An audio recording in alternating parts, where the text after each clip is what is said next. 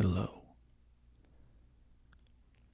Today, I thought we could read some books from Skyrim and Oblivion. The Elder Scrolls 5 Skyrim, that is, of course, and the Elder Scrolls 4 Oblivion, 2 video games. Now, previously we read A Dance in Fire by Waughin Jarth, but that is not quite the end of the story of Decimus Scotty. There is a sequel called The Argonian Account, and it comes in 4 volumes. In Oblivion, 2 of those volumes serve as skill books that increase your skills. Book 1 of the Argonian Account increases your athletics skill, and Book 3 of the Argonian Account increases your illusion skill. So, I thought we could read this sequel to A Dance in Fire, because I enjoyed reading that book so much. And the Argonian Account is a bit shorter than the first installment, so this will probably be 2 videos. We'll do 2 books in each video. So, with no further ado, let's jump into the Argonian Account by Waughin Jarth. Book 1. On a minor but respectable plaza in the imperial city sat, or perhaps lounged, Lord Vannick's building commission. It was an unimaginative, austere building, not noted so much for its aesthetic or architectural design as for its prodigious length. If any critics wondered why such an unornamented, extended erection held such fascination for Lord Vannick, they kept it to themselves. In the 398th year of the Third Era, Decimus Scotty was a senior clerk at the commission. It had been a few months since the shy, middle-aged man had brought Lord Vannick the most lucrative of all contracts, granting the commission the exclusive right to rebuild the roads of Valenwood, which had been destroyed in the 5-year war. For this, he had become the darling of the managers and the clerks, spending his days recounting his adventures more or less faithfully, although he did omit the ending of the tale, since many of them had partaken in the celebratory Unthrapa roast provided by the Silentry. Informing one's listeners that they've gorged on human flesh improves very few stories of any good taste. Scotty was neither particularly ambitious nor hard-working, so he did not mind that Lord Vannick had not given him anything to actually do. Whenever the squat little gnomish man would happen upon Decimus Scotty in the offices, Lord Vannick would always say, "You're a credit to the commission. Keep up the good work." In the beginning, Scotty had worried that he was supposed to be doing something, but as the months went on, he merely replied, "Thank you, I will." There was, on the other hand, the future to consider. consider. He was not a young man, and though he was receiving a respectable salary for someone not doing actual work, Scotty considered that soon he might have to retire and not get paid for not doing work. It would be nice, he decided, if Lord Vanek, out of gratitude for the millions of gold the Valenwood contract was generating, might deign to make Scotty a partner, or at least give him a small percentage of the bounty. Decimus Scotty was no good at asking for things like that, which was one of the reasons why, previous to his signal successes in Valenwood as a senior clerk for Lord Atreus, he was a lousy agent. He had just about made up his mind to say something to Lord Vanek when his lordship unexpectedly pushed things along. "You're a credit to the commission," the waddling little thing said, and then paused. "Do you have a moment free on your schedule?" Scotty nodded eagerly, and followed his lordship to his hideously decorated and very enviable hectare of office space. "Zenithor blesses us for your presence at the commission," the little fellow squeaked grandly. "I don't know whether you know this, but we were having a bad time before you came along. We had impressive projects for certain, but they were not successful. In Black Marsh, for example, for years we've been trying to improve the roads and other routes of travel for commerce. I put my best man, Flessus Tijo, on it. But every year, despite staggering investments of time and money, the trade along those routes only gets slower and slower. Now, we have your very clean, very, very profitable Valenwood contract to boost the commission's profits. I think it's time you were rewarded." Scotty grinned a grin of great modesty and subtle avarice. "I want you to take over the Black Marsh account from Flessus Tijo." Scotty shook as if awakening from a pleasant dream to hideous reality. "My lord, I couldn't." "Nonsense," chirped Lord Vanek. "Don't worry about Tijo. He will be happy to retire on the money I give him, particularly as soul-wrenchingly difficult as this Black Marsh business has been. Just your sort of challenge, my dear Decimus." Scotty couldn't utter a sound, though his mouth feebly formed the word "no" as Lord Vanek brought out the box of documentation on a Black Marsh. "You're a fast reader," Lord Vanek guessed. "You can read it all en route."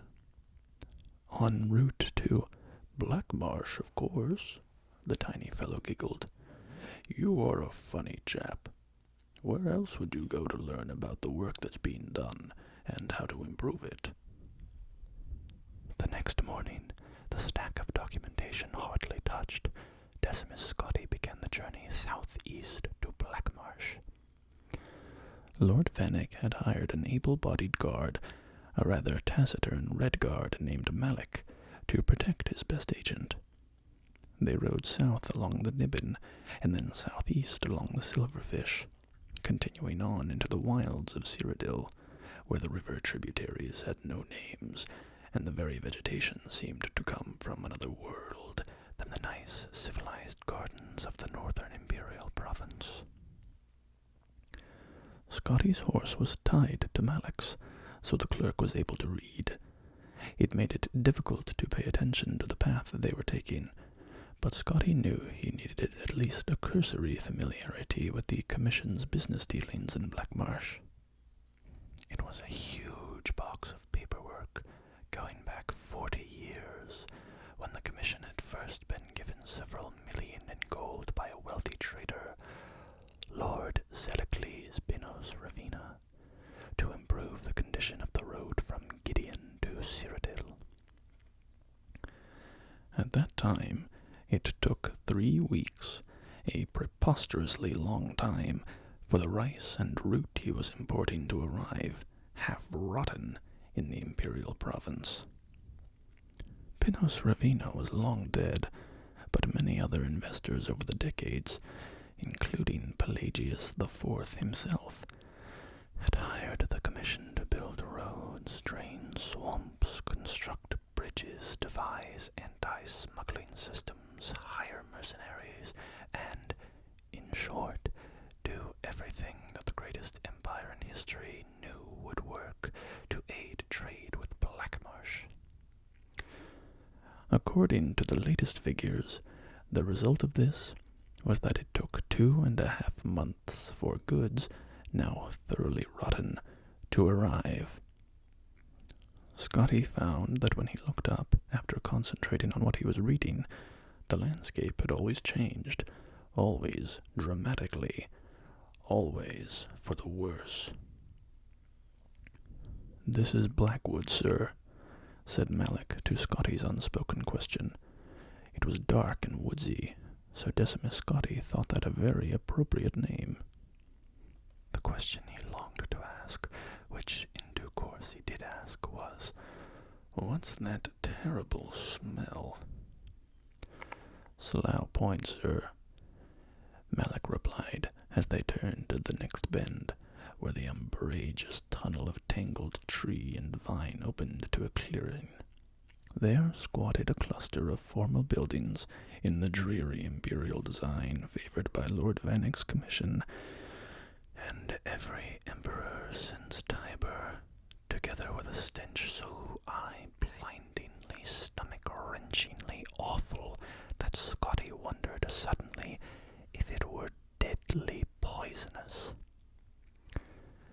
The swarms of blood-colored, sand-grain-sized insects obscuring the air did not improve the view. Scotty and Malik batted at the buzzing clouds as they rode their horses towards the largest of the buildings, which, on approach, revealed itself to be perched at the edge of a thick black river. From its size and serious aspect, Scotty guessed it to be the Census and Excise Office for the wide white bridge that stretched across the burbling dark water to the reeds on the other side. It was a very nice, bright, sturdy-looking bridge, built, Scotty knew, by his commission. A poxy, irritable official opened the door quickly on Scotty's first knock. Come in quickly. Don't let the flesh flies in." "Flesh flies?" Decimus Scotty trembled. "You mean they eat human flesh?" "If you're fool enough to stand around and let them," the soldier said, rolling his eyes. He had half an ear, and Scotty, looking around at the other soldiers in the fort, noted that they all were well chewed. One of them had no nose at all to speak of. "Now, what's your business?" Scotty told them, and added that if they stood outside the fortress instead of inside, they might catch more smugglers. "You better be more concerned with getting across that bridge," the soldier sneered. "Tide's coming up, and if you don't get a move on, you won't get to Black Marsh for 4 days. That was absurd. A bridge swamped by a rising tide on a river. Only the look in the soldier's eyes told Scotty he wasn't joking. Upon stepping out of the fort, he saw that the horses, evidently tired of being tortured by the flesh flies, had ripped free of their restraints and were bounding off into the woods. The oily water of the river was already lapping on the planks, oozing between the crevices. Scotty reflected that perhaps he would be more than willing to endure a wait of 4 days before going to Black Marsh, but Malik was already running across. Scotty followed him, wheezing. He was not in excellent shape, and it never had been. The box of commission materials was heavy. Halfway across, he paused to catch his breath, and then discovered he could not move. His feet were stuck. The black mud that ran through the river was a thick, gluey paste, and having washed over the plank Scotty was on, it held his feet fast. Panic seized him. Scotty looked up from his trap and saw Malik leaping from plank to plank ahead of him, closing fast on the reeds on the other side. "Help!" Scotty cried. "I'm stuck." Malik did not even turn around, but kept jumping. "I know, sir. You need to lose weight." Decimus Scotty knew he was a few pounds over, and had meant to start eating less and exercising more. But embarking on a diet hardly seemed to promise timely aid in his current predicament. No diet on Nirn would have helped him just then.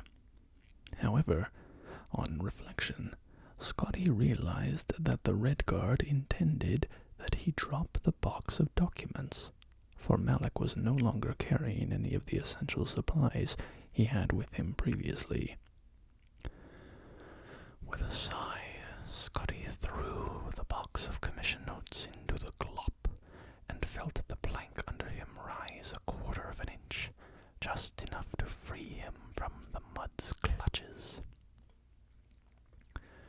With an agility born of extreme fear, Scotty began leaping after Malik, dropping onto every third plank and springing up before the river gripped him. In 46 leaps, Decimus Scotty crashed through the reeds onto the solid ground behind Malik, and found himself in Black Marsh. He could hear behind him a slurping sound as the bridge and his container of important and official records of commission affairs was consumed by the rising flood of dark filth, never to be seen again. Book 2. Decimus Scotty emerged from the reeds and dirt, exhausted from running, his face and arms sheathed in red flesh flies. Looking back towards Cyrodiil, he saw the bridge disappear beneath the thick black river, and he knew he was not getting back until the tide went down in a few days' time. The river also held in its adhesive depths his files on the Black Marsh account. He would have to rely on his memory for his contacts in Gideon. Malik was purposefully striding through the reeds ahead, flailing ineffectually at the flesh flies. Scotty hurried after him. "We're lucky, sir," said the Red Guard, which struck Scotty as an extraordinarily odd thing to say, until his eyes followed where the man's finger was pointing. "The caravan is here." 21 rusted, mud-spattered wagons with rotting wood and wobbly wheels sat half-sunk in the soft earth ahead. A crowd of Argonians, grey-scaled and grey-eyed, the sort of sullen manual laborers that were common in Cyrodiil, pulled at one of the wagons, which had been detached from the others. As Scotty and Malik came closer, they saw it was filled with a cargo of blackberries, so decayed that they had become hardly recognizable, more a festering jelly than a wagon load of fruit. Yes, they were going to the city of Gideon, and yes, they said, Scotty could get a ride with them after they were finished unloading this shipment of lumberries. "How long ago were they picked?" Scotty asked, looking at the wagon's rotten produce. "The harvest was in last seed, of course," said the Argonian, who seemed to be in charge of the wagon. It was now sun's dusk, so they had been en route from the fields for a little over 2 months. Clearly, Scotty thought, there were problems with transportation. But fixing that, after all, was what he was doing here as a representative of Lord Fennec's building commission. It took close to an hour of the berries rotting even more in the sun for the wagon to be pushed to the side. The wagons in front of it and behind it to be attached to one another, and one of the 8 horses from the front of the caravan to be brought around to the now independent wagon. The laborers moved with dispirited lethargy, and Scotty took the opportunity to inspect the rest of the caravan and talk to his fellow travelers. 4 of the wagons had benches in them, fit for uncomfortable riders. All the rest were filled with grain, meat, and vegetation in various stages of corruption.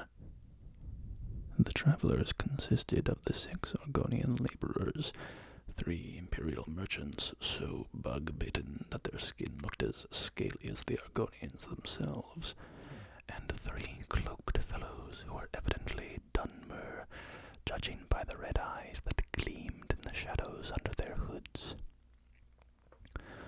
All were transporting their goods along this, the Imperial Commerce Road. "This is a road?" Scotty exclaimed, looking at the endless fields of reeds that reached up to his chin or higher. "It's solid ground, of a sort," one of the hooded Dunmers shrugged. "The horses eat some of the reed, and sometimes we set fire to it, but it just grows right back up." Finally, the wagon master signaled that the caravan was ready to go, and Scotty took a seat in the 3rd wagon with the other Imperials. He looked around, but Malik was not on board. "I agreed to get you to Black Marsh and take you back out," said the Red Guard, who had plumped down a rock in the sea of reeds and was munching on a hairy carrot. "I'll be here when you get back." Scotty frowned, and not only because Malik had dropped the deferential title Sir while addressing him. Now he truly knew no one in Black Marsh. But the caravan slowly grinded and bumped forward, so there was no time to argue. A noxious wind blew across the Commerce Road, casting patterns in the endless, featureless expanse of reeds. In the distance, there seemed to be mountains, but they constantly shifted, and Scotty realized they were banks of mist and fog. Shadows flitted across the landscape, and when Scotty looked up, he saw they were being cast by giant birds with long, saw-like beaks nearly the size of the rest of their bodies. Hack wings. Chero Gemulis, an Imperial on Scotty's left, who might have been young but looked old and beaten, muttered, "Like everything else in this damnable place, they'll eat you if you don't keep moving. Beggars pounce down and give you a nasty chop, and then fly off and come back when you're mostly dead from blood loss." Scotty shivered. He hoped they'd be in Gideon before nightfall. It was then it occurred to him that the sun was on the wrong side of the caravan. "Excuse me, sir," Scotty called to the wagon master. "I thought you said you were going to Gideon." The wagon master nodded. "Why are we going north, then, when we should be going south?" There was no reply but a sigh. Scotty confirmed with his fellow travelers that they too were going to Gideon, and none of them seemed very concerned about the circuitous route to getting there. The seats were hard on his middle-aged back and buttocks, but the bumping rhythm of the caravan and the hypnotic waving reeds gradually had an effect on him, and Scotty drifted off to sleep. He awoke in the dark some hours later, not sure where he was. The caravan was no longer moving, and he was on the floor under the bench next to some small boxes. There were voices speaking a hissing, clicking language Scotty didn't understand, and he peeked out between someone's legs to see what was happening. The moons barely pierced the thick mist surrounding the caravan, and Scotty did not have the best angle to see who was talking. For a moment, it looked like the gray wagon master was talking to himself, but the darkness had movement and moisture, in fact, glistening scales. It was hard to tell how many of these things there were, but they were big, black, and the more Scotty looked at them, the more details he could see. When one particular detail emerged, huge mouths filled with dripping and needle-like fangs, Scotty slipped back under the bench. Their black little eyes had not fallen on him yet. The legs in front of Scotty moved and then began to thrash as the owner was grabbed and pulled out of the wagon. Scotty crouched further back, getting behind the little boxes. He didn't know much about concealment, but he had some experience with shields. He knew that having something, anything, in between you and bad things was always good. A few seconds after the legs had disappeared from sight, there was a horrible scream, and then a second and a third, different timbres, different accents, but the same inarticulate message. Terror and pain. Horrible pain. Scotty remembered a long-forgotten prayer to the god Stendar and whispered it to himself. Then there was silence. Ghastly silence that lasted only a few minutes, but which seemed like hours, years. And then the carriage started rolling forward again. Scotty cautiously crawled out from under the carriage. Chero Gemulus gave him a bemused grin. There you are. I thought the Nagas took you. Nagas? Nasty creatures, Gemulus said, frowning. Puff adders with legs and arms, 7 feet tall, 8 when they're mad, come from the inner swamp, and they don't like it here so much that they're particularly peevish. You're the kind of posh imperial they're looking for. Scotty had never in his life thought of himself as posh. His mud and flesh-fly bespeckled clothing seemed eminently middle class at best to him. What would they want me for? To rob, of course, the Imperial smiled, and to kill. You didn't notice what happened to the others? The Imperial frowned, as if struck by a thought. You didn't sample from those boxes down below, did you? Like the sugar, do you? Gods no, Scotty grimaced. The Imperial nodded, relieved. You just seem a little slow. First time to Black Marsh, I gather. Oh, hey-ho, hist-piss. Scotty was just about to ask Gemulus what that vulgar term meant when the rain began. It was an inferno of foul-smelling yellow-brown rain that washed over the caravan, accompanied by the growl of thunder in the distance. Gemulus worked to pull the roof up over the wagon, glaring at Scotty until he helped with the laborious process. He shuddered, not only from the cold damp, but from contemplation of the disgusting precipitation pouring down on the already nasty produce in the uncovered wagon. We'll be dry soon enough, Gemulus said, pointing out into the fog. Scotty had never been to Gideon, but he knew what to expect. A large settlement more or less laid out like an imperial city, with more or less imperial-style architecture, and all the imperial comforts of tradition, more or less. The jumble of huts, half sunk in the mud, was decidedly less. Where are we? Asked Scotty, bewildered. Hixinoag, replied Gemulus, pronouncing the queer name with confidence. You were right.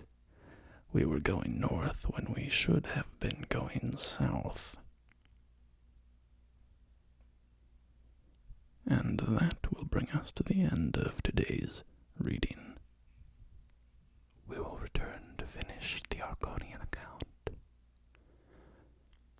with Book 3 and Book 4. Until then, I hope you are well.